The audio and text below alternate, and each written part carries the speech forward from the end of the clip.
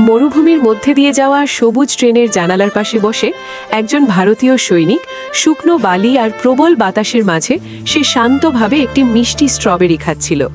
Strawberry খাওয়ার সময় অর্ধেকটা তার হাতে থেকে গেল। সে অজান্তেই জানালা দিয়ে শুকনো বালির উপর ছুঁড়ে দিল। ঠিক তখনই একটা জোরে বাতাস বইল আর ধীরে ধীরে উড়ন্ত বালি অর্ধেকটা স্ট্রবেরি ঢেকে ফেলল। অনেকদিন পর ছুটি থেকে ফেরার সময় সৈনিকের দৃষ্টি আবার একই জায়গায় পড়ল। তার সেই মুহূর্তটি মনে পড়ল। সে ট্রেন থেকে নেমে কাছে গিয়ে তার পানির বোতল থেকে কিছু আর্দ্রতা ছিটিয়ে দিল।